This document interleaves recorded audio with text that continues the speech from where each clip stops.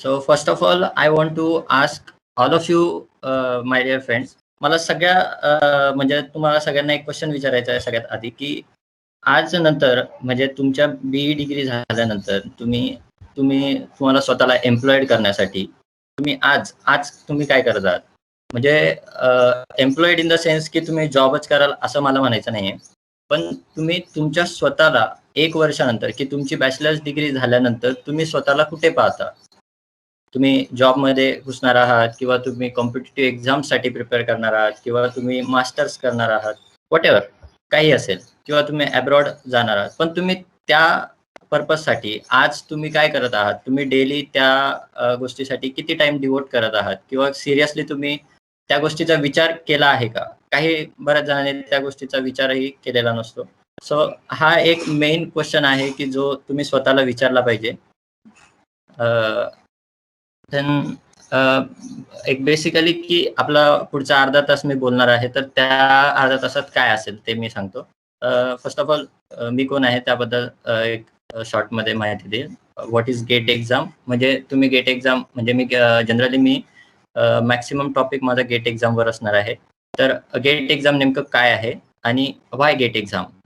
त्यानंतर गेट एक्झाममधून काय काय पर्क्स आहेत, म्हणजे त्यातून तुम्हाला if you are going for PSUs तर तुमचे पी-एस-यूज मध्ये काय असतं आणि किती पॅकेजेस तुम्हाला ऑफर मिळू शकते. देन IITsला जर तुम्ही मास्टर्ससाठी गेलात तर तुम्हाला स्टायपेंड काय मिळेल किंवा तिथे कसं कल्चर असतं.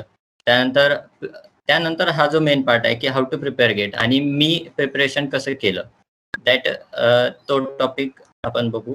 त्यानंतर सब्जेक्ट वाईज वेटेज म्हणजे तुम्ही कुठला सब्जेक्ट प्रिपेअर केला पाहिजे आणि कुठला सब्जेक्ट तुम्ही स्किप केला किंवा कमी लक्ष दिलं तरीही चालेल गेटमध्ये स्कोअर करण्यासाठी. आणि मी माझ्या प्रिपरेशनच्या वेळी मी काय केलं होतं. त्यानंतर हे प्रिपरेशन करत असताना जी प्रिपरेशन आहे आपली ती एक लाँग ड्युरेशन आहे, 5 महिने 6 महिने. तर हे 6 महिने कसं कन्सिस्टंट असलं पाहिजे त्याबद्दल थोडं बोलू. नंतर टेस्ट सिरीज तुम्हाला सॉल्व्ह करायला लागते. म्हणजे आपण टेस्ट सिरीज सॉल्व्ह करतो पेपरला जाण्याआधी. तर त्याबद्दल ते कसं सॉल्व्ह करायचं आणि कधी सॉल्व्ह करायची. आणि लास्टला काही पॉइंट्स मी सांगेल. या सगळ्या आधी एक जस्ट आता मी why I am in front of you याला एक खूप मोठा प्रश्न आहे आणि याला एक मिनिंग आहे. कारण आपण आजपर्यंत एक गोष्ट ऐकत आलोय की रिझल्ट लागला त्या दिवशी म्हणजे आपण सर्रास ऐकतो की the single sheet of paper cannot define your future.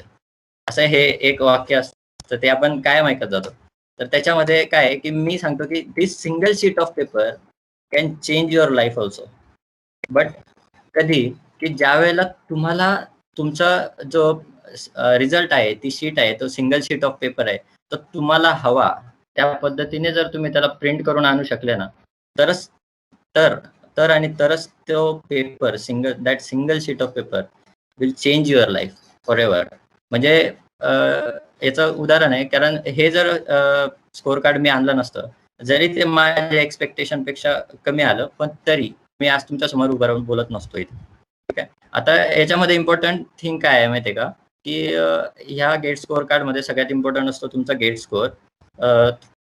त्या गेट स्कोअरला व्हॅल्यू असते. म्हणजे तुम्ही गेट एक्झाम दिल्यानंतर जर तुम्ही पी-एस-यूजला अप्लाय करताय, तुम्ही एम-टेकला किंवा एम-एसला कुठेही IITsमध्ये किंवा NITsमध्ये कुठेही अप्लाय करत असाल, तर सगळ्यात जास्त व्हॅल्यू तुमच्या गेट स्कोअरला आहे. आणि त्याच्यानंतर म्हणजे मार्क्सला व्हॅल्यू थोडी कमी असते, पण गेट स्कोअरला जास्त असते. त्याच्यानंतर तुमची ऑल इंडिया रँक काय आहे त्या पेपरमध्ये, त्याला व्हॅल्यू असते. आणि त्या पेपरमध्ये किती कॅन्डिडेट अपेअर झाले. तर आता या पेपरमध्ये बघा, माझी रँक 2669 आहे आउट ऑफ 1,15,000 स्टुडंट्स. म्हणजे हे ऑलमोस्ट 2.32% मुलांमध्ये आपण येतो. तर यावरून आपल्या पेपरची आपल्या रिझल्टची म्हणजे आपण कुठे आहोत कॉम्पिटिशनमध्ये हे आपल्याला कळतं. ठीक आहे. तर नेक्स्ट म्हणजे एक जस्ट ओव्हरव्ह्यू की माझा अकॅडमिक बॅकग्राऊंड सांगतो. 10thला 12thला ॲव्हरेजच होतो. नंतर फर्स्ट सेमला आल्यानंतर I was having a backlog. ठीक आहे. तर तुमच्यापैकी कुणाला बॅकलॉग असेल तर असं मुळीच समजायचं नाही की आपला बॅकलॉग आहे आणि आपण काहीच अचीव्ह करू शकत नाही. त्यानंतर फक्त आपल्या टीचर्स लोकांच्या मोटिवेशनमुळे मी हे माझे स्कोअर कार्ड वाढवत गेलो. Yes. So what is gate? Very important question. की गेट काय आहे? सर गेट एक बेसिकली आपण म्हणू शकतो की graduate aptitude test in engineering हा त्याचा फुल फॉर्म झाला. पण गेट हे तुमच्या लाईफ मधलं, एका इंजिनिअरच्या लाईफ मधलं असा दरवाजा आहे, म्हणजे गेट आहे की तो दरवाजा जर तुम्ही ओपन करू शकला तर तुमच्या लाईफमध्ये खूप अपॉर्च्युनिटीज ओपन होणार आहेत. म्हणजे इनफायनाईट नंबर ऑफ अपॉर्च्युनिटीज तुम्हाला ह्या गेट ओपन केल्यानंतर दिसणार आहेत. ठीक आहे. तर त्याच्यासाठी आपल्याला गेट या ठिकाणी अप्लाय म्हणजे तुम्हाला गेट एक्झाम द्यायची आहे आणि त्याच्यासाठी प्रिपेअर करायचं आहे. आणि जैन सरांनी जसं सांगितलं की आपण तुम्ही गेट प्रिपेअर करा, हे मार्क मिळवण्यासाठी नाही, किंवा तुम्हाला पोस्ट ग्रॅज्युएशन करायचं असेल तर ते एक आहे, पण तुमच्या स्वतःची ओव्हरऑल डेव्हलपमेंट करण्यासाठी करायचं आहे. तर गेट एक्झाम ही कंडक्ट केली जाते 7 IITs आणि एक ISC बँगलोर. हे 8 असे टॉपचे इन्स्टिट्यूट्स आहेत इंडियामधल्या. ह्या 7-8 इन्स्टिट्यूट्स मिळून दरवर्षी अल्टरनेटली ह्या एक्झाम कंडक्ट करत असतात. तर IIT बॉम्बे आहे त्याच्यामध्ये, त्यानंतर IIT दिल्ली आहे, IIT Madras, IIT Kanpur, IIT Kharagpur, IIT Roorkee, IIT Guwahati आणि ISC बँगलोर. ठीक आहे. आणि आपल्याला गेट एक्झाम दिल्यानंतर या इन्स्टिट्यूट्समध्ये जाण्याची अपॉर्च्युनिटी मिळते. आता गेट एक्झामचा पॅटर्न तुम्हाला माहितीच असेल, पण तरी एक ऑनलाईन एक्झाम असते, 100 मार्क्सची एक्झाम होते, 65 क्वेश्चन्स त्यात असतात आणि 3 तासाची असते. बाकीच्या एक्झाम्स पासून इथे सगळ्यात वेगळा पॉईंट हा आहे की बाकीच्या एक्झाम्समध्ये जवळपास आपण ज्या आतापर्यंतच्या एक्झाम्स दिल्या तर एका मार्काच्या क्वेश्चनला 1 मिनिट असा वेळ असतो आपल्याला जनरली. म्हणजे 1.5 तासाचा पेपर असेल तर 90 मिनिटं, 90 मिनिटात 100 क्वेश्चन. पण ह्या पेपरचा पॅटर्न तुम्ही पाहिला तर 3 तासामध्ये म्हणजे 180 मिनिटामध्ये तुम्हाला 65 क्वेश्चन सॉल्व्ह करायचे. म्हणजे एका क्वेश्चनला सरासरी 3 मिनिटं किंवा त्यापेक्षा थोडं कमी, 2 मिनिट 50 सेकंद वगैरे असं येतं. तर एका क्वेश्चनला तुम्हाला खूप जास्त टाइम मिळतो इथे. म्हणजे ह्या एक्झामचा पॅटर्न नक्कीच काहीतरी वेगळा आहे. आता व्हाय गेट एक्झाम? कसं आहे की गेट एक्झाम दिल्यानंतर आता तुमचं ड्रीम असतील तर PSU एक्झाम सगळ्यात पहिला याच्यातून जो आउटपुट तुम्ही करू शकता तो म्हणजे PSU मध्ये तुम्हाला जॉब मिळेल. आता PSU काय आहे? तर PSU म्हणजे जसा तुमचा गव्हर्नमेंट जॉब असतो त्याच सिमिलर वेने गव्हर्नमेंट म्हणजे तुमचं प्रॉपर तुम्ही गव्हर्नमेंटच्या अंडर काम करत असता. PSU म्हणजे public sector unit undertaking, public sector unit किंवा पब्लिक सेक्टर अंडरटेकिंग तुम्ही म्हणू शकता. तर पब्लिक सेक्टर अंडरटेकिंग म्हणजे ह्या गव्हर्नमेंटच्या कंपनीज आहेत, जसं की ONGC झाली, पॉवर ग्रिड झाली, HPCL झाली, IOCL झाली, ह्या कंपनीज आहेत. या कंपनीमध्ये तुम्हाला डायरेक्ट रिक्रुटमेंट मिळते जर तुम्ही गेटमध्ये चांगला स्कोर केला, चांगली रँक आणली आणि तुम्ही त्या रँकर्समध्ये बसला आणि जर तुम्ही इलिजिबल झाला तर तुम्ही ह्या कंपनीमध्ये डिरेक्टली जॉब मिळवू शकता. आता ह्या जॉबचे पर्क्स इतके आहेत की मला असं वाटतं की गव्हर्नमेंट जॉब करण्यापेक्षा हा PSUचा जो जॉब आहे तो 10 पट म्हणजे चांगला आहे. कारण याच्यामध्ये तुम्हाला तुमचे जसं प्रायव्हेट जॉब आहे सेम तसा जॉब आहे, फक्त हा परमनंट जॉब आहे आणि याचे पर्क्स पण प्रायव्हेट जॉब सारखेच आहेत. ठीक आहे. तर आणि यांचे पॅकेजेस पण खूप म्हणजे हाय पॅकेजेस आहेत. तर पॉवर ग्रिड कंपनी आहे. आता मी एक ॲव्हरेज पॅकेजेस तुम्हाला सांगतोय, म्हणजे जे Googleवर तुम्ही पण सर्च केलं तर मिळेल. तर पॉवर ग्रिड कंपनीने गेल्या वर्षी आय गेस किंवा त्याच्या मागच्या वर्षी हे ॲव्हरेज आहे 20 लाख पर ॲनम, म्हणजे 20 लाखाचा पॅकेज ऑफर केला होता. ONGC कंपनी आहे 16.5 लाख पर ॲनम. त्याच्यानंतर NTPC 18 lakhs per annum, HPCL 16 lakhs per annum, IOCL 16 lakhs per annum, भेलने सुद्धा 13 लॅक्स पर ॲनम. म्हणजे तुम्ही पॅकेज बघा. ह्या साऱ्या मी एक काही PSUच्या कंपनी सांगितल्या. याच्या व्यतिरिक्त अजून खूप साऱ्या कंपनीज आहेत ज्या असतात आणि या सगळ्यांमध्ये एक विशेष गोष्ट म्हणजे सिव्हिल इंजिनिअरिंगला सगळ्यात जास्त स्कोप आहे या कंपनीजमध्ये. ठीक आहे. तर मला सांगा तुमच्या एखादा तरी कॉम्प्युटर सायन्सचा किंवा कॉम्प्युटर ब्रांचचा एखादा मित्र आहे का की ज्याला तुम्ही 15 लाख 16 लाख पॅकेज पाहिला? आता गेल्या वर्षी ज्या काही प्लेसमेंट झाल्या त्यामध्ये मला माहित असलेल्या डेटापैकी एकच मुलगी आहे कॉम्प्युटर सायन्सची की जिला 10 लाख पर ॲनम पॅकेज मिळालाय आणि दुसरी एक आहे तिला 8 लॅक्स पर ॲनम. बाकी सर्वांचा ॲव्हरेज पॅकेज जर तुम्ही मिळवला तर 4.5 लाख रुपये पर ॲनम आहे. तर त्याच्या खूप कुठेतरी पुढे आहे हे 20 लाख, 16 लाख, 18 लाख हा पॅकेज खूप पुढे आहे आणि आपण प्लेसमेंटच्या वेळी सिव्हिल इंजिनिअरिंग डिपार्टमेंटला खूप अंडर एस्टिमेट केलं जातं, की पॅकेजच्या संदर्भात किंवा तुम्हाला प्लेसमेंटच नाही. पण तुम्ही जर प्रॉपर अभ्यास केला, तर तुम्हाला इतके इतका गोल्डन अपॉर्च्युनिटी आहे आणि खूप साऱ्या अपॉर्च्युनिटीज. त्याच्यामुळे आय विल सजेस्ट यू की तुम्ही गेट प्रिपेअर करा. ठीक आहे. त्याच्यानंतर दुसरं जे 12वीत बऱ्याच जणांनी 11वी-12वी ड्रीम पाहिलेलं असतं, की मला बाबा IIT मधून मला माझं बी-टेक करायचंय. पण ते ऑब्व्हियसली की आता आपण इथं असलेल्यापैकी कुणाचंच पूर्ण झालं नाही. तर त्याचा जो मला असं वाटतं, की IIT मध्ये जर तुम्हाला जायचं असेल, तर तो चान्स सोडल्यानंतर हा एक लास्ट चान्स तुमच्या लाईफमध्ये आहे, की तुम्ही IIT मध्ये जाऊ शकता पुन्हा एकदा. तर तुमच्या लाईफमध्ये अजून एकदा चान्स आलाय. तर याच्या व्यतिरिक्त तुम्हाला चान्स कधी येऊ शकतो, की तुम्ही तिथं जाऊन प्रोफेसर म्हणून जॉब करणार. पण ते प्रोफेसर होऊन जॉब करण्यासाठी तुम्हाला ॲटलीस्ट PhD लागतं. ते पण from you should be PhD from IIT or any foreign university. त्याच्याशिवाय तुम्हाला तिथे प्रोफेसर होता येत नाही. तर आत्ता तुमच्या हातात काय आहे, की तुम्ही तिथे पोस्ट ग्रॅज्युएशनला जाऊ शकता. तर पोस्ट ग्रॅज्युएशनचे कोर्सेस कोणते आहेत? तुमच्याकडे ME आहे किंवा MTech किंवा MS. ME हे जनरली आपल्या स्टेटमधले किंवा जे काही गव्हर्नमेंट युनिव्हर्सिटीज असतात. तर आपल्या सावित्रीबाई फुले युनिव्हर्सिटीमध्ये मास्टर्स डिग्रीला ME म्हणतात. जनरली ऑटोनॉमस कॉलेजेस जे असतात ते MTech. जसं BE BTech असतं तसंच ME MTech सिंपल सेम. तर तुम्ही MTech करायला IITs मध्ये जाऊ शकता. अदरवाईज तुम्ही MS करायला जाऊ शकता. आता हा 2 किंवा 3 इयर्सचा प्रोग्राम असतो.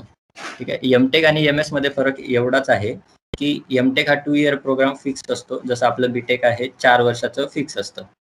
पण आणि MS कसं असतं, की MS म्हणजे मिनी PhD आहे. ते जनरली 2 वर्षापेक्षा जास्त असतं. 2.5 वर्षाचं असतं काही कॉलेजेसला, काही IITsमध्ये ते 2.5 वर्षाचं आहे. जसं की IIT मद्रासमध्ये ते 2.5 वर्षाचं आहे आणि IIT बॉम्बेला ते IIT बॉम्बेला ते 3 वर्षाचं आहे. तर त्याचे ड्युरेशन व्हॅरी होतं. ते एक मिनी PhD सारखा कोर्स आहे आणि थोडा रिसर्च ओरिएंटेड त्याचा करिक्युलम असतो. आणि दुसरं म्हणजे तुम्ही डायरेक्ट PhD करण्यासाठी IITs मध्ये एंटर करू शकता. तर डायरेक्ट PhD कसं तुम्ही म्हणणार आधी मास्टर्स करतात, मग म्हणजे फ्लो कसा असतो बॅचलर्स, मग मास्टर्स, मग PhD. तर IITs मध्ये आणि IITs मध्ये तुम्ही डायरेक्ट PhDला अप्लाय करू शकता. तर त्याला फक्त एक ॲडिशनल रिक्वायरमेंट आहे, की तुमचा जो CGPA आहे BEचा तो काही कॉलेजेसला 7.5 किंवा त्याच्यापेक्षा जास्त असला पाहिजे. म्हणजे ही मिनिमम रिक्वायरमेंट आहे. आणि काही कॉलेजेसला 8 CGPA असला पाहिजे. ठीक आहे. आणि हा जवळपास मिनिमम 3 इयर्सचा कोर्स असतो. त्याच्यानंतर तुम्ही 4 वर्षात तुमच्या थेसिसवर आहे. तुम्ही 4 वर्षात सबमिट केलं तर 4 किंवा 5 वर्षापर्यंत. आता तुम्ही IITsला गेल्यानंतर तुम्हाला स्टायपेंड मिळते. MTechसाठी तुम्हाला 12,400 पर मंथ स्टायपेंड मिळते आणि MS साठी काही ठिकाणी 1000 किंवा ₹2,000 जास्त असतात यापेक्षा पर मंथ. म्हणजे 13,400 किंवा 14,000 अशी व्हॅरी करते MS साठी किंवा ती 12,400 पण असू शकते. ठीक आहे. त्याच्यानंतर डायरेक्ट PhDला जेव्हा तुम्ही जाता, तर हा 5 वर्षाचा कोर्स आहे जनरली. तर 2 वर्ष इनिशियली जे 2 वर्ष असतात, त्यामध्ये तुम्हाला ₹31,000 पर मंथ स्टायपेंड मिळते. आणि नंतरचे जे आफ्टर फ्रॉम 3rd इयर तुम्हाला ₹35,000 पर मंथ स्टायपेंड मिळते. ठीक आहे. तर या पद्धतीने हे वेज आहेत तुम्ही आता IITमध्ये एंटर करू शकता. ह्या काही IITsचे मी दाखवले तुम्हाला, की आपल्या इंडियामध्ये 23 IITs आहेत. ठीक आहे. तर 23 पैकी ॲटलीस्ट तुम्ही कुठल्यातरी IITला जाऊ शकता किंवा तुम्ही NITला सुद्धा जाऊ शकता. त्याच्यानंतर जॉब्स इन प्रायव्हेट सेक्टर म्हणजे तिसरी अपॉर्च्युनिटी तुमच्यासाठी आहे गेट एक्झाम दिल्यानंतर ती प्रायव्हेट सेक्टरमध्ये तुम्हाला जॉब. आता जर तुम्ही तुमची BEची डिग्री घेऊन गेलात, तर कुठल्याही बिल्डरकडे किंवा कुठल्याही प्रायव्हेट सेक्टरमध्ये तर जनरली आपल्याला माहिती आहे, की पॅकेज म्हणजे खूप कमी आपल्याला व्हॅल्यू दिली जाते आधी. तर तुम्ही गेट स्कोर तुमच्या रिझ्युमेला लावून घेऊन जात असाल, तर तुम्ही तिथं आलेल्या कॅन्डिडेटमधून एक वेगळी कॅन्डिडेट म्हणून ओळखले जातात आणि तुम्हाला प्रिफरन्स दिला जातो. जसं की L&Tमध्ये जर तुम्ही गेलात जॉब मागायला, तर तुम्हाला 100% जॉब मिळेल. म्हणजे प्रायव्हेट सेक्टरमध्ये तर तुम्हाला आरामात जॉब मिळेल विथ डिसेंट पॅकेज. ठीक आहे. त्याच्यानंतर जर तुम्हाला गव्हर्नमेंट जॉब करायचा असेल, ठीक आहे. तर बऱ्याच जणांचं स्वप्न असतं, की गव्हर्नमेंट सेक्टरमध्ये मला जॉब करायचं. तर यासाठी पण एक आहे, की तुम्ही मला गेट एक्झाम वेगळी आहे आणि गव्हर्नमेंटमध्ये जाण्यासाठी तुम्हाला MPSC किंवा UPSC किंवा काही दुसऱ्या एक्झाम्स आहेत. त्या एक्झाम्स द्याव्या लागतात. तर त्याचं कसं? तर ज्यावेळेला तुम्ही गेट एक्झामसाठी प्रिपेअर करतात, तर त्यावेळेला तुम्ही इतके इलिजिबल असतात की ऍक्च्युली गेट एक्झाम ही नॅशनल लेवल एक्झाम आहे राईट इंडियामध्ये. आणि तर जर तुम्ही गेट एक्झाम ही जर क्रॅक करू शकला तर तुम्ही भारतातली कुठलीही टेक्निकल एक्झामिनेशन क्रॅक करू शकता. म्हणजे अगदी युपीएससी सुद्धा सिव्हिल इंजिनिअरिंग मधून युपीएससी इंजिनिअरिंग सर्व्हिसेस एक्झामिनेशन असतात. तर त्याला आणि जवळपास गेट आणि युपीएससीचा सिलेबस सेमच असतो. फक्त त्याचा पॅटर्न जरा वेगळा असतो. एमपीएससी आणि युपीएससी बाबत मला वाटतं विजय दादा बोलणारच आहे, अमोल दादा सॉरी. तर मी फक्त गेटवर गेटचं प्रिपेअर केलं तर तुम्ही ह्या सुद्धा एक्झाम्स क्रॅक करू शकता इझिली. ठीक आहे. तर याच्यानंतर मेन प्रश्न असा आहे की बाबा येस ठीक आहे, कळालं आम्हाला गेट एक्झाम काय आहे, त्याला त्यातून काय अपॉर्च्युनिटीज आहेत, पण preparation is the most important thing. त्याला प्रिपेअर कसं करायचं. आम्हाला इंजिनिअरिंगमध्ये 40 सब्जेक्ट्स आहेत, दर सेमिस्टरला 5 सब्जेक्ट. तर एवढे सब्जेक्ट आम्हाला प्रिपेअर करावे लागतात का. तर सगळ्यात पहिली गोष्ट म्हणजे मी म्हणजे तुम्हाला स्टोरी सांगतो की माझी स्टोरी सांगतो. मी ज्या वेळेला गेट प्रिपेअर करायला विचार केला म्हणजे 1 वर्षापूर्वी मी बोललो की मी विचार करत होतो की मी आपली बॅचलर डिग्री आता वर्षभराने आपल्याला डिग्री मिळणार आहे. तर आपण डिग्री झाल्यानंतर आपल्याला स्वतःला कुठे बघतो. तर हे बघत असताना आपण त्यावेळेला मला विचार आला की येस आपल्याला IITs मधून एमटेक करायचं आहे आणि मी ते डिसाईड केलं की yes this is the final and okay तर हेच करणार आहे. तर मग आता प्रिपेअर कसं करायचं. तर युनिव्हर्सिटी एक्झाम्सला पण हाच पॅटर्न वापरायचो मी आणि इथे पण तोच पॅटर्न. मी काय केलं सगळ्यात पहिले सिलेबस काढला आणि कुठले कुठले सब्जेक्ट्स आहेत. तर त्यामध्ये जनरली तुम्ही पाहिलं तर 13 सब्जेक्ट्स आपल्याला दिसतात. ठीक आहे. तर यामध्ये मी काय केलं की मी प्रिव्हियस इयर क्वेश्चन्स पेपर्स आणि नेटवर वगैरे सर्च केलं आणि त्यातून मी वेटेज काढलं प्रत्येक सब्जेक्टचं वेटेज कुठलं आहे. आता 13 सब्जेक्ट्स आहेत म्हटलं 13 सब्जेक्ट्स प्रिपेअर करायला वेळ लागेल. ठीक आहे 6-7 महिने. तर मग सगळ्यात आधी सुरुवात कुठून करायची. तर मग काय केलं की वेटेजनुसार मी त्याला क्लासिफाय केलं. सगळ्यात पहिले मग मला कळालं की बाबा जिओटेक हा सब्जेक्ट आहे की हा आजपर्यंत 13 मार्कापेक्षा कमी मार्काला आउट ऑफ 100 मार्क्सपैकी 13 मार्कापेक्षा कमी कधीच विचारला गेला नाही. एन्व्हायरमेंट तो 12 मार्कापेक्षा कमी 10 किंवा 12 मार्कापेक्षा कमी कधीच विचारला गेला नाही. ट्रान्सपोर्टेशन 8 ते 10 मार्काला दरवर्षी विचारला जातो. आणि मॅथ्स आहे जे की M1 M2 M3 आहे त्यामध्ये ते जवळपास दरवर्षी 13 ते 15 मार्काला विचारलं आणि जनरल ऍप्टिट्यूड 15 मार्काला.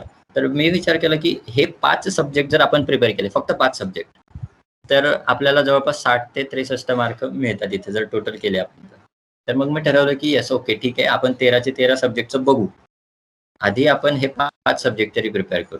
हे 5 सब्जेक्ट जर प्रिपेअर केले तर आपण आपली लाज राखू शकतो. आपण गेट क्रॅक केली आहे. आपण ऍटलिस्ट जनरल ऍप्टिट्यूड आणि मॅथ्स केलं आणि जिओटेक केलं तर आपण 30 मार्काच्या पुढे जातो आणि आपण गेट म्हणजे क्वालिफाय होतो. ऍटलिस्ट क्वालिफाय होतो आणि आपण आपली लाज राखू शकतो. तर असं मी प्लॅन केलं. असं विचार डोक्यात घेऊन मी चालू केलं. आणि मग मी जिओटेक आता काय केलं चालू केल्यावर तुम्ही सगळेच सब्जेक्ट कसे करणार.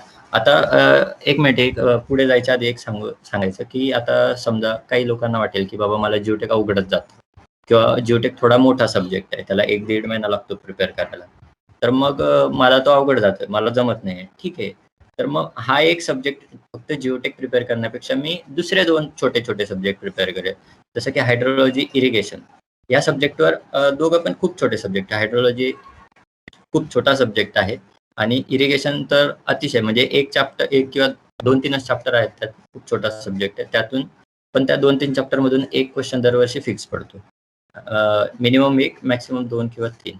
त्याच्यानंतर हायड्रोलॉजी एक सब्जेक्ट आहे तर त्यातून मिनिमम 4 मार्काचं कंटेंट तुम्हाला क्वेश्चन्स विचारले जातात. सर्विंग हा एकदम सोपा सब्जेक्ट आणि छोटा सब्जेक्ट आहे.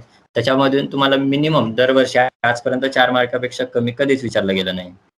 तर मग हे सोपे सब्जेक्ट आणि FM2 मधला एक पार्ट आहे ओपन चॅनल फ्लो म्हणजे तुमचं GVF, RVF त्याच्यानंतर हायड्रॉलिक जम्प त्याच्यानंतर तुमचे चॅनल सेक्शन्स वगैरे जे आहे तो खूप छोटा म्हणजे एकच चॅप्टर आहे पण त्याचं वेटेज खूप आहे. म्हणजे एका चॅप्टरला 3 ते 4 मार्क्स कधी कधी विचारतात कधी म्हणजे मिनिमम 2 ते 3 मार्क्सला तरी विचारतात.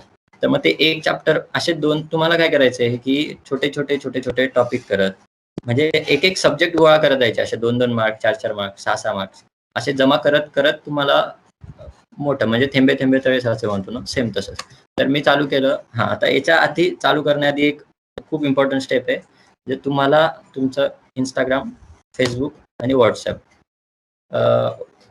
जमलं म्हणजे काय, हे डिलीट करावंच लागेल. डिलीट केलंच पाहिजे. आणि म्हणजे मला पण हे जरा लेट लक्षात आलं होतं. मी ऑक्टोबर नंतर, दिवाळीच्या नंतर आय गेस नोव्हेंबरपासून मी हे 3 ॲप्स माझ्या फोनमधून डिलीट केले होते.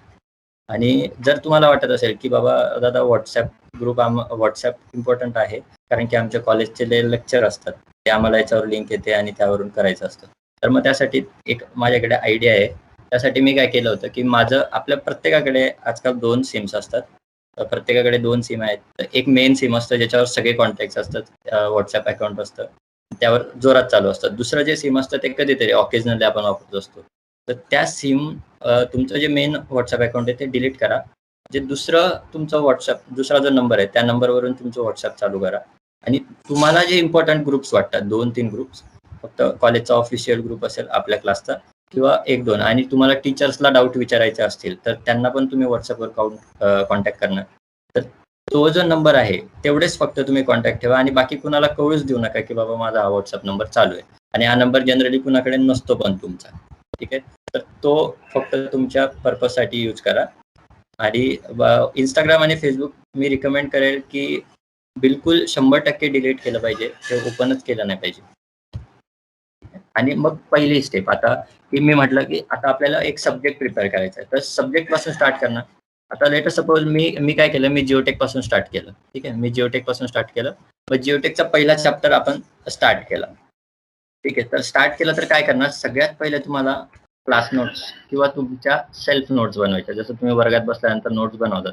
तर ही सगळ्यात मेन स्टेप आहे, की इथे तुम्ही तुमच्या नोट्स जितक्या प्रॉपर बनवणार, तुमच्या डायग्राम्स किंवा तुमच्या जे काही एकदम डिटेल नोट्स ज्या तुम्ही लिहिणार आहे, त्या जितक्या प्रॉपर तुम्ही लिहिणार, तितका तुमचा सब्जेक्ट स्ट्रॉंग होणार आहे. म्हणजे प्रत्येक डायग्राम व्यवस्थित काढणे. परत तुम्ही ह्या नोट्स काढण्यासाठी प्रिफरेबली 3 पेन वापरा. रेड पेन, ब्लॅक पेन आणि ब्ल्यू पेन. तर तिघं पेन म्हणजे ज्यावेळेला तुम्ही वाचता त्यावेळेला तुम्हाला मजा येते ते वाचायला, बोर नाही होत. एकाच याच्यामध्ये फ्लोमध्ये ते ब्ल्यू कलरमध्ये असलं किंवा ब्लॅकमध्ये असलं तर ते आपल्या म्हणजे एक ह्युमन मेंटॅलिटी आहे, सायकोलॉजी आहे ती, की त्याने आपल्याला सारखं वाचायला बोर होतं, झोप लागते. तर ज्यावेळेला तुम्ही कलरफुल याच्यामध्ये लिहिता त्यावेळेला तुम्हाला ते वाचायला सोपं जातं आणि तुम्हाला झोप येत नाही. आणि त्याने काय होतं की तुम्हाला जे पॉइंट्स हायलाइट करायचे आहेत ते लवकर तुम्हाला दिसतात. ठीक आहे. ही सगळ्यात पहिली स्टेप आहे. त्याच्यानंतर सेकंड स्टेप म्हणजे आता तुम्हाला काय करायचं आहे, की तुमचे प्रिव्हियस इयर क्वेश्चन्स सॉल्व्ह करायचे आहेत. आता लेट अस सपोज मी काय केलं, मी जिओटेक हा सब्जेक्ट घेतला. जिओटेकचं मी पहिलं चॅप्टर आज वाचायला चालू केलं. तर माझं शेड्यूल असं होतं, मी सकाळी 5ला उठलो. तर त्याच्यानंतर मी 6 वाजता बुक माझी टेबलवर बसणार. शक्यतो तुम्ही काय करा, की सकाळी दूध किंवा काहीतरी असं खाऊन बसा. म्हणजे तुम्हाला 3 ते 4 तास सलग बसता येईल. कारण तुम्हाला भूक लागली तर मग काय होतं, की तुमचं डिस्टर्ब होतं आणि तुम्ही 3-4 तास बसू शकत नाही. मग एकदा उठल्यानंतर आपण पुन्हा अभ्यासाला बसत नाही.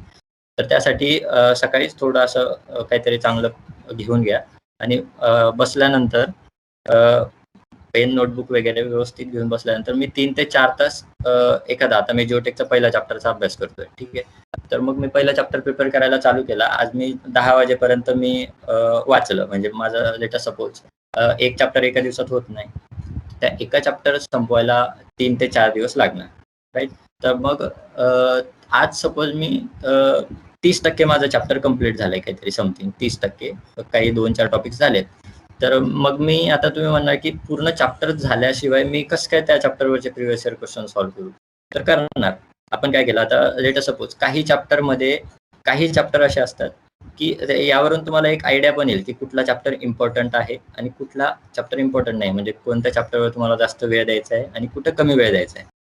तर कसं होणार, पहिलं चॅप्टर तुम्ही प्रिपेअर करताय, आता त्या चॅप्टरवर लेट अस सपोज आत्तापर्यंत गेल्या 20 ते 25 वर्षात किंवा 30 वर्षामध्ये गेट एक्झाम झाली, तर इतक्या वर्षामध्ये किती क्वेश्चन्स आले आहेत. तर तुम्ही एक टोटल तिथे बघू शकता की बाबा ह्या चॅप्टरवर 10 क्वेश्चन आले आणि ज्या चॅप्टरवर 25 पेक्षा जास्त क्वेश्चन आलेले आहेत आजपर्यंत, म्हणजे ते चॅप्टर इम्पॉर्टंट आहे. कारण 30 वर्षामध्ये 25 प्रश्न आलेत. म्हणजे याचा अर्थ काय होतो, की जवळपास दरवर्षी एक क्वेश्चन ह्या चॅप्टर मधून येतोय. म्हणजे ह्या वर्षी पण ह्या चॅप्टर मधून क्वेश्चन येणार आहे.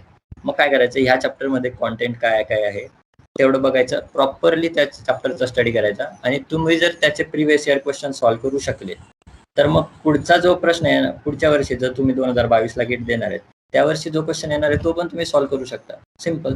आणि जर सपोज काही क्वेश्चन असतात ते सॉल्व्ह नाही करू शकत आपण पहिल्या अटेम्प्टला, आता काय होणार, तुम्ही 30% टॉपिक केलेला आहे, तर आज आज पहिलाच दिवस आहे ना माझा, तर मी 30% टॉपिक झाला आहे माझा, तर मी काय केलं, मी पहिला क्वेश्चन ओपन केला, चॅप्टर ओपन केलं, पहिला क्वेश्चन बघितला. पहिला क्वेश्चन होता कुठला तरी पुढच्याच टॉपिक मधला, जो मी अजून वाचला नाही, तो उद्या किंवा परवा वाचला जाईल. मग काय करणार, स्किप करा. ठीक आहे, मग आपल्याला लक्षात आलं की आपण आज वाचलंच नाही, याचा अभ्यास केला नाहीये, तर ठीक आहे ना, स्किप करा. दुसरा क्वेश्चन पण सेम तसंच होतं की वाचलं नाही, स्किप. तिसरा क्वेश्चन आला की अरे आज आपण जे वाचलंय ना त्यातनं हा क्वेश्चन आहे, ठीक आहे, मग त्या क्वेश्चनला घ्यायचं, त्याला सॉल्व्ह करायचं. आता त्याच्यात दोन पॉसिबिलिटी, एक तर तो तुम्हाला जमेल किंवा नाही जमणार. दुसरी पॉसिबिलिटी, जमला तर बेस्ट, मग त्याचं सोल्युशन बघा की आपण जे केलंय ते बरोबर आहे का, म्हणजे तसंच आहे का, ओके. जर किंवा एखाद्या वेळेस काय होतं, आपण लेंदी प्रोसेसने सॉल्व्ह करतो, पण त्याला अजून एक शॉर्टकट पण असतो, दुसरी मेथड असते, मग ती बघा. तिथं जर असेल, ती तुम्हाला कळाली तर बेस्ट वे, नाहीतर मग तुमचं जे आहे ते ओके. आणि नाही जमला तर सोल्युशन दिलेलंच आहे बुकमध्ये मागे, ते सोल्युशन बघा आणि त्या सोल्युशनवरून सॉल्व्ह करा आणि ते लिहून काढा. म्हणजे काय होतं की प्रिव्हियस इयर क्वेश्चनसाठी एक वेगळी बुक करायची, त्यामध्ये हे सगळं लिहित चालायचं.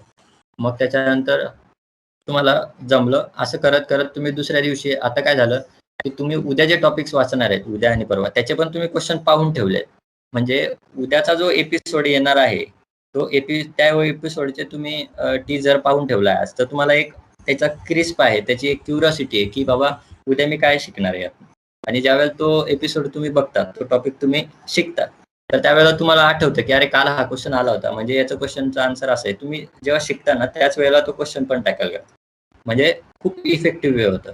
तर यासाठी तुम्हाला हे जे प्रिव्हियस इयर क्वेश्चनचं बुक भेटतं, तुम्ही ऑनलाईन ते ऑर्डर करू शकता Amazonवरून किंवा कुठून, तर ते घ्या. आणि गेटचे व्यतिरिक्त जर तुमच्याकडे टाइम उरत असेल तर तुम्ही ESEचे पण क्वेश्चन सॉल्व्ह करा. हे जर तुम्ही नुसते गेटचे जरी सॉल्व्ह केले तरी पण तुमचं काम चालू शकतं. म्हणजे मी गेटचे प्रिव्हियस इयर क्वेश्चन जवळपास 3 वेळा सॉल्व्ह केले होते पेपरला जाण्याआधी, जवळपास 3 ला. काही सब्जेक्ट्सचे 2 वेळा सॉल्व्ह केले होते. काहीचे जसे की एन्व्हायरमेंट आणि जिओटेकचे मी जवळपास 3 की 4 वेळा सॉल्व्ह, चौथ्यांदा पण केले असते बहुतेक, आठवत नाही, पण मी मिनिमम 3 वेळा ह्या सब्जेक्टचे सॉल्व्ह केले. आणि काहीचे 2-2 वेळा पण केलेत, मिनिमम 2 वेळा केलेले आहे. आता हे झालं प्रिव्हियस इयर. त्याच्यानंतर रिव्हिजन सगळ्यात इम्पॉर्टंट गोष्ट आहे. म्हणजे तुम्ही किती पण प्रिपेअर केलं ना, तर तुम्ही जर रिवाइजच नाही केलं तर ते महिनाभरानंतर 0 होणार आहे. ठीक आहे, तर ते तुम्हाला काय करायचं, आता रिव्हिजन स्ट्रॅटेजी कशी करायची, ज्यावेळेला तुम्ही चॅप्टर प्रिपेअर करताय. तर तुम्ही आज मी बोललो की आज पहिल्या दिवशी मी 30% टॉपिक शिकलो पहिल्या चॅप्टरचा, तर त्यापैकी त्याचं रिवाइज कसं करणार, उद्या सकाळी जेव्हा मी पुढं म्हणजे 30%च्या पुढचं ज्या वेळेला वाचणार आहे, तर त्याच्या आधी सकाळी 5 ते 6 मधला जो गॅप होता माझ्या प्रिपरेशन मधला, तर मी त्या गॅपमध्ये रिव्हिजन करायचो. म्हणजे मी काल काय शिकलो आणि ते रिवाइज करायचो, आणि मग आता उद्या पुढचं शिकायचो. मग तिसऱ्या दिवशी काय करणार मी, की तिसऱ्या दिवशी मी फक्त आदल्या दिवसाचं म्हणजे दुसऱ्या दिवसाचंच रिवाइज नाही करणार.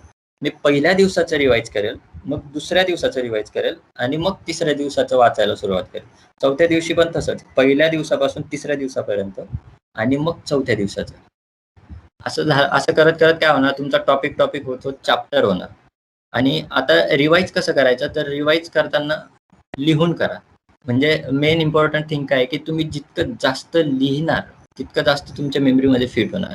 वाचून वाचायला बोर होतं आपल्याला, तर त्याच्या पेक्षा तुम्ही काय करायचं की लिहून काढा. काय करायचं, तुम्ही जर कालचा टॉपिक वाचला आहे ना, रिवाइज करायचं, बघून वाचण्यापेक्षा काय करायचं, पहिले डोक्याला ताण द्यायचं जरा. आपण बसायचं, एक कोरा कागद घेऊन बसा, किंवा एक सेपरेट बुकच करून टाका त्याला. किंवा बेस्ट वे काय करायचं, तुम्ही व्हाईट बोर्ड यूज करा. ठीक आहे, व्हाईट बोर्ड यूज करा. म्हणजे काय होतं, एक व्हाईट बोर्ड घेऊन या, रूम मध्ये लावा. मी पण तेच केलं होतं. तर मी व्हाईट बोर्डवर लिहायचो. मी काय करायचो, बुक बाजूला ठेवा, आणि काय करायचं, चॅप्टर आपण कुठून स्टार्ट केलं होतं रिमाइंड करायचं, आणि कसा फ्लो होता तसं जे आठवतं ते लिहित जा, किंवा शिकवत जा. म्हणजे असं कोणीतरी बसलंय समोर दगड असं समजायचं आणि शिकवत जायचं. आणि मग तुम्ही जिथं अडाल ना तिथं बुक बघा आणि पुन्हा चालू करा, असं करायचं. किंवा मग तुम्ही जर 2-3 मित्र सोबत प्रिपेअर करत असणार तर डिस्कस करा. पण जनरली हे होत नाही, कारण बरेच लोक कन्सिस्टंट नसतात. तर स्वतःच करा व्हाईट बोर्डवर. ठीक आहे. आणि त्याच्यानंतर आता तुमचा चॅप्टर कम्प्लीट झालाय. तर चॅप्टर असं करत करत तुमचा एक चॅप्टर कम्प्लीट झाला. आता दरवेळी तुम्हाला ती जे तुमच्या मेन नोट्स आहेत ते वाचणं पॉसिबल नाही आहे, कारण एक चॅप्टर जवळपास कधी कधी 30 पानाचं 40 पानाचं पण होतं. तर मग ते इतक्या वह्या तुम्ही वाचणार का? किंवा तुमचा सगळा सिलेबस कव्हर झाल्यावर तुमच्या 10 सब्जेक्ट कव्हर केले, तर 10 सब्जेक्टच्या वह्या कशा वाचणार तुम्ही? त्याला खूप वेळ लागेल ना. तर मग काय करायचं, शॉर्ट नोट्स प्रिपेअर करा. शॉर्ट नोट्स म्हणजे काय करायचं, एक कोरा A4 साईजचा पेज घ्यायचा असं. त्याला काय करायचं, सेंटर मधून डिवाइड करायचं, 2 पार्ट करायचे. ते सेंटर मधून 2 पार्ट करायचे. 2 पार्ट केल्यानंतर डाव्या साईडला डाव्या साईड पासून स्टार्ट करायचं. म्हणजे हे बघा, आता मी हायड्रोलॉजीचं लिहिलेलं आहे इथे. इथून स्टार्ट केलं मी असं लेफ्टने आणि पूर्ण. आता काय होतं की जनरली मेजॉरिटी चॅप्टर्स तुमचे एका पेजमध्ये होऊन जातात. म्हणजे मागून पुढून एक पेज चालतं. काही चॅप्टर जे आहेत ते अर्ध्या पेजमध्ये बनवतात. आता बघा, हे दुसरं चॅप्टर आहे. दुसरं चॅप्टर मीन प्रिसिपिटेशन कॅल्क्युलेशन, तर हे अर्ध्याच पानात झालंय. तिसऱ्या चॅप्टरला मला 2 पेजेस लागले. तर असं होतं. काही काही चॅप्टरला 3-4 पेजेस पण लागतील, पण लागू द्या. पण हे जे तुम्ही काय शॉर्ट नोट्स काढणार आहे, ह्याच्यामध्ये कंटेंट तुमचं कट नाही झालं पाहिजे. ह्या कागद तुम्ही वाचल्यानंतर तुम्हाला पूर्ण तुमच्या ज्या मेन नोट्सची वही आहे ती पूर्ण अशी डोळ्याखालून गेली पाहिजे. म्हणजे इमॅजिन झाली पाहिजे तुम्हाला की म्हणजे पूर्ण चॅप्टरच रिवाइज झाला पाहिजे तुम्हाला. अशा ह्या नोट्स बनवायच्या प्रॉपर. आणि ह्या नोट्स कशा असतात की ह्या फक्त तुम्हाला स्वतःला कळतात. आता माझ्या ज्या नोट्स ह्या वाचल्या तर मलाच कळतील, समोरच्याला कळेल पण त्यातला 100% कंटेंट कळत नाही. म्हणून तुमच्या स्वतःच्या नोट्स बनवा, आणि तुम्ही जर त्या बनवल्या तर तुमचा तो चॅप्टर 100% झाला असं समजा. म्हणजे असं करत करत काय करायचं, आता चॅप्टर चॅप्टर टोळा करत करत तुमचा एक सब्जेक्ट प्रिपेअर होईल. हे जिओटेकचं एक्झाम्पल आहे. असं सेम अशा सगळ्या सब्जेक्टच्या केल्या होत्या मी. आणि असं सगळ्या सब्जेक्टच्या करत करत जवळपास माझा कॅमेरा जर दिसत असेल तुम्हाला, तर अशा 2 फाईल माझ्याकडे तयार झाल्या होत्या पूर्ण शॉर्ट नोट्सच्या. आणि ते एका फाईलमध्ये लावत चला, म्हणजे तो कागद हरवणार नाही. ठीक आहे. त्याच्यानंतर आता म्हणजे फ्लो कसा आहे बघा, तुम्हाला काय करायचंय, तुम्हाला कन्सिस्टंटली 10 ते 13 सब्जेक्ट प्रिपेअर करायचे. तर आधी तुमचं टार्गेट ठेवा की मला 5च सब्जेक्ट प्रिपेअर करायचे आहेत. ते 5 सब्जेक्ट कसे करणार, त्याच्यासाठी आधी एखादा सब्जेक्ट म्हणजे एक सब्जेक्ट करावा लागेल. मग एक सब्जेक्ट कसा करणार, त्यातले चॅप्टर्स करावे लागतील. म्हणजे तुम्ही काय करा की टॉपिक आधी, जो टॉपिक आज अभ्यास करताय ना त्यावर 100% फोकस द्या. तो टॉपिक 100% प्रिपेअर करा. म्हणजे त्यातलं तुम्हाला काहीही आलं पाहिजे असं. त्याच्यानंतर त्याच्यावरचं चॅप्टर प्रिपेअर करा. म्हणजे असं टॉपिक करत करत काय होणार की तुमचं चॅप्टर प्रिपेअर होईल एक. मग चॅप्टर करत करत तुमचं एक सब्जेक्ट प्रिपेअर होईल. आणि मग हा सब्जेक्ट झाला की तुमच्या सब्जेक्टच्या अशा 10 चॅप्टर असतील तर 10 पेजेस लिफलेट्स तयार होतील. तो एक सब्जेक्ट झाला, साईडला ठेवा. दुसरा सब्जेक्ट घेतला, तर जिओटेक झाला, मग मी एन्व्हायरमेंट घेतला. मग एन्व्हायरमेंट करत एन्व्हायरमेंट झाला, मग ट्रान्सपोर्टेशन घेतलं, मग मॅथ्स घेतलं. मग असं करत करत माझा सगळा सिलेबस कव्हर होतो. आणि मग अशी फाईल माझ्यासारखी 2 फाईल तयार होतात. आता हे काय इम्पॉर्टंट आहे माहिती आहे का, प्रत्येक चॅप्टर झाल्यावर करणं. कारण तुम्हाला पेपरच्या आदल्या दिवशी हे वाचायचंय, आणि हे जर तुम्हाला त्या दिवशी वाचायचं असेल तर ते प्रिपेअर करावं लागेल. कारण तुम्हाला जर ते पेपर आता 6 तारखेला पेपर आहे, तुम्हाला 1 तारखेला आठवतंय की आपल्याला शॉर्ट नोट्स वाचायचे. तर ते कधी तयार करणार? तर त्या आजच पासून तुम्ही जर ज्यावेळेला स्टेप बाय स्टेप जाणार, त्यावेळेला तुम्ही उद्या तुमचा अभ्यास सोपा करू शकता आणि रिव्हिजन सोपी करू शकता. शॉर्ट नोट्स फक्त रिव्हिजनसाठी आहे, कारण रिव्हिजन इम्पॉर्टंट फॅक्टर आहे. ठीक. तर त्याच्यानंतर फायनल म्हणजे हे एकच मेन याच्यातली ट्रिक आहे की तुम्ही रिवाइज करत राहा. हां, जे कंप्लीटेड सब्जेक्ट्स आहेत तुमचे ते दर 15 दिवसाला. आता जिओटेक कंप्लीट झाला, मग मी एन्व्हायर्नमेंट चालू केलं. एन्व्हायर्नमेंटमध्येच घुसून गेलो. मी एन्व्हायर्नमेंट करतोय, पण जिओटेक गेलो विसरून. मग एन्व्हायर्नमेंट झाला, मग मी ट्रान्सपोर्टेशन घेतला. मग जिओटेक तर गेलाच 2 महिन्यापूर्वी, आणि एन्व्हायर्नमेंट पण झाला 1 महिना, मी उघडलाच नाही. आता ते विसरलो मी. तर मग असं न करता काय करायचं की दर 15 दिवसाला 1 दिवस काढा तुमच्या प्रिपरेशनमधून. त्या दिवशी फक्त मागचे झालेले सब्जेक्ट्स प्रिपेअर करा. त्याला वेळ लागणार नाही, एका दिवसात होऊ शकतं, कारण तुम्ही शॉर्ट नोट्स बनवलेत. ठीक आहे. आणि जर तुम्हाला मग त्यातनं तुम्हाला हे पण कळेल की कुठला टॉपिक वीक आहे किंवा नाही रिवाइज करू वाटत नाही, तर टेस्ट सॉल्व्ह करा. टेस्ट सॉल्व्ह केल्याने काय होईल, टेस्ट कशा सॉल्व्ह करायच्या आणि कधी करायच्या ते मी सांगतोय पुढच्या स्लाइड्समध्ये. फक्त टेस्ट सॉल्व्ह करा, म्हणजे त्याच्याने काय होतं की तुम्हाला कळेल की कुठला टॉपिक आपल्याला वीक पडतोय. म्हणजे जिओटेक मला येतोय, पण त्यातला माझा 7वा चॅप्टर आहे परमेबिलिटी. तर हा थोडा मला वीक वाटतोय, यातलं मला क्वेश्चन जमले नाही, टेस्टमध्ये चुकलेत. तर मग त्या टॉपिकवर जास्त फोकस करा. त्याचे प्रिव्हियस इयर क्वेश्चन्स पुन्हा सॉल्व्ह करा. म्हणजे तो टॉपिक तुमचा पुन्हा कव्हर होईल. ठीक आहे. हा त्याचा फायदा आहे. आता हे सगळं तुम्हाला करायचे 5 ते 6 महिन्यासाठी. तुमची एक्झाम आहे फेब्रुवारीमध्ये. फेब्रुवारीच्या पहिल्या सॅटर्डे किंवा संडेला असणार आहे. तर आत्ता तुमचा महिना आहे मे एंडिंग चालू आहे आता. म्हणजे तुम्ही जूनपासून सपोज केलं की तुम्ही 1 जूनपासून अभ्यास स्टार्ट करताय.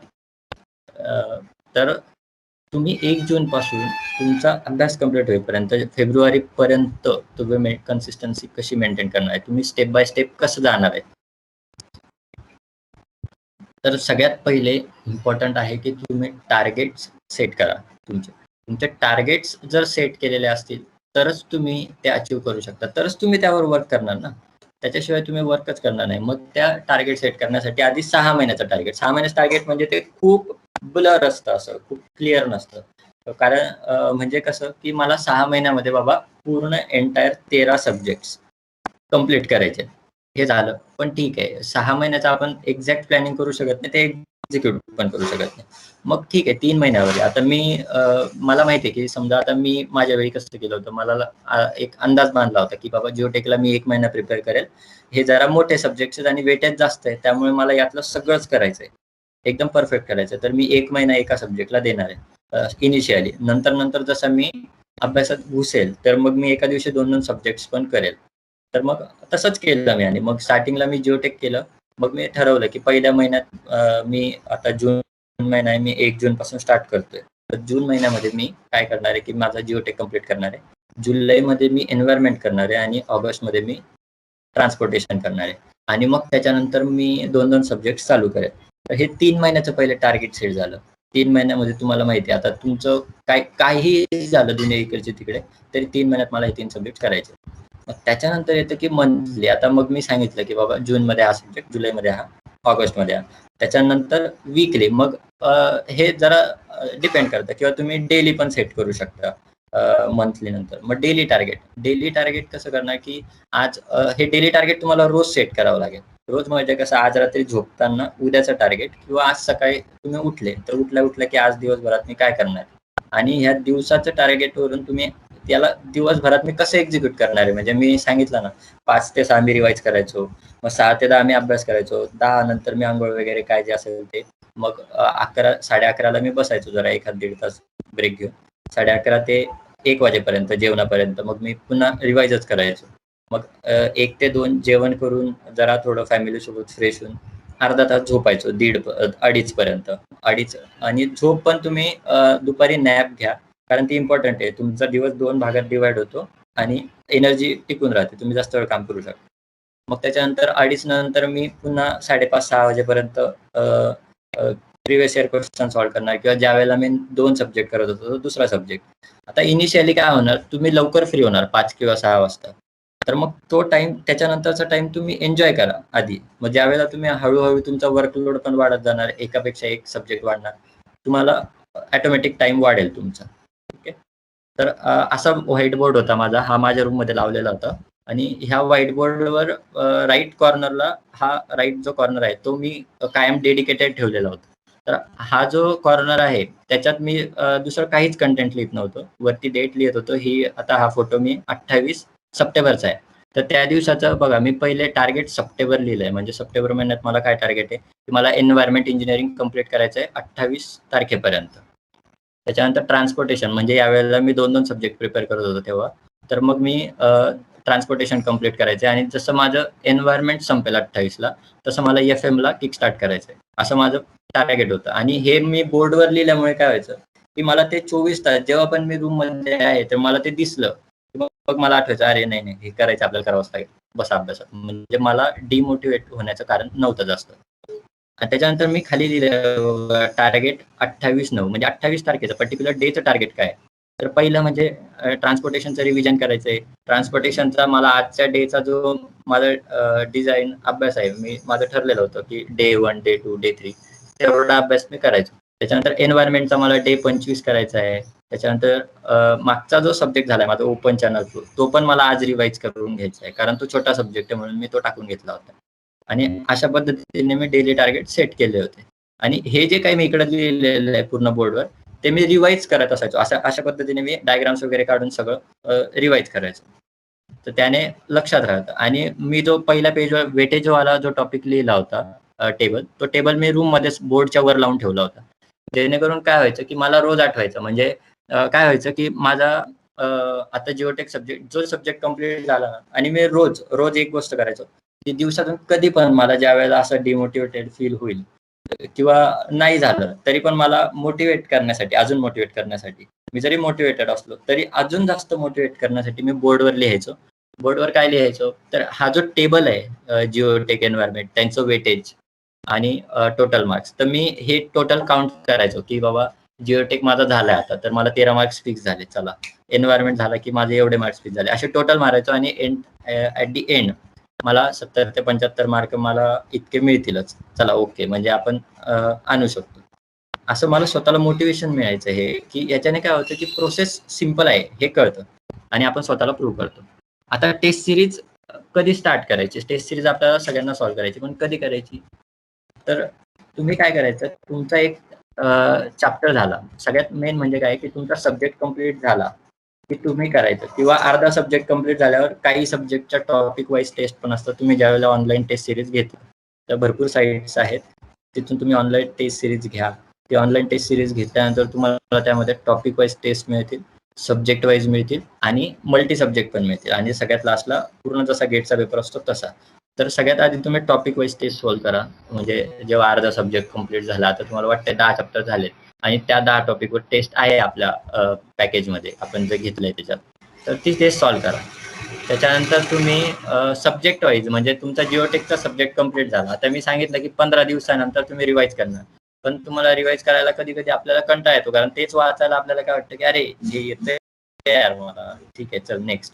तर त्यावेळेला काय करायचं, टेस्ट सॉल्व्ह करायची. आपला ओव्हर कॉन्फिडन्स असतो तो. मग त्यावेळेला तुम्ही काय करायचं, टेस्ट सॉल्व्ह करा. आणि मग त्याच्यात जे मार्क पडतात त्यातून कळतं आपल्याला, की आपल्याला जिओटेक 15 दिवसात किती विसरलोय, किती आठवतंय, कुठला टॉपिक वीक आहे, कोणावर वर्क करा. आणि मग हे झाले, की तुमचे 3-4 सब्जेक्ट जेव्हा कंप्लीट होतात ना, तेव्हा तुम्ही मल्टी सब्जेक्टच्या टेस्ट असतात, त्या सॉल्व्ह करा. आणि मग सगळे सब्जेक्ट कंप्लीट झाले, की डिसेंबर आणि जानेवारीमध्ये तुम्ही फुल लेंग्थ टेस्ट सॉल्व्ह करा. ठीक आहे. आता दॅट्स ऑल. म्हणजे अशा पद्धतीने तुम्हाला तुमचा फ्लो आहे, की तुम्ही आधी टॉपिक वाईज, नंतर सब्जेक्ट, मग असं चॅप्टर करत करत सब्जेक्ट, असं करत करत सिलेबस कंप्लीट करा. तुम्ही कसं मोटिवेटेड राहायचं ते पण सांगितलं. आता हे झाल्यानंतर याचे पर्क्स बघा. म्हणजे आता मी जवळपास जेवढे IITs आहेत तिथे एमटेकसाठी सुद्धा, EMS साठी सुद्धा आणि आपल्या PhD साठी सुद्धा, डायरेक्ट PhD साठी सुद्धा अप्लाय केलंय. तर मला एमटेकचा फर्स्ट राउंड 28 तारखेला आहे, आता 28 मेला. त्याच्यासाठी मी वेटिंग आहे. पण PhDचे जे काय आहेत त्याचे एंट्रन्स या इंटरव्ह्यू होतात, त्यांचे इंटरव्ह्यू होतात. तर त्याच्या इंटरव्ह्यूचे मला काही कॉल आले आहेत. म्हणजे IIT खरगपूरचा कॉल लेटर आहे हे डावीकडे PhD साठी इंटरव्ह्यूचा. त्याचा इंटरव्ह्यू माझा उद्या आहे 10 वाजता. IIT गुवाहाटीचा माझा परवाच इंटरव्ह्यू झालाय. IIT हैदराबादचा पण 6 आलाय. आता जवळपास एवढे 8 ते 10 IITs मधून मला PhDच्या इंटरव्ह्यूसाठी कॉल आले. तर आणि ह्या इंटरव्ह्यूजला काय विचारतायत माहिती का? आता मी 2 इंटरव्ह्यू दिले. IIT पटनाचा दिला मी परवा, IIT गुवाहाटीचा पण दिला. तर हे खूप बेसिक प्रश्न विचारतायत, जे आपण गेटला प्रिपेअर करतो. त्याच प्रश्न त्यांनी मला विचारले. तर त्यामुळे ते पण काही असं अवघड नाही. तर मग म्हणजे हे तुम्हाला अपॉर्च्युनिटीज आहेत. आता मला जवळपास इतके IIT बॉम्बे, खरगपूरचा आलाय, रुड़कीचा आलाय, गुवाहाटी आणि IIT जम्मूमध्ये माझं एमटेकसाठी पण ते टनेल इंजिनिअरिंग आहे. टनेल इंजिनिअरिंग ब्रांचमध्ये एमटेकसाठी माझं सिलेक्शन झालेलं आहे ऑलरेडी.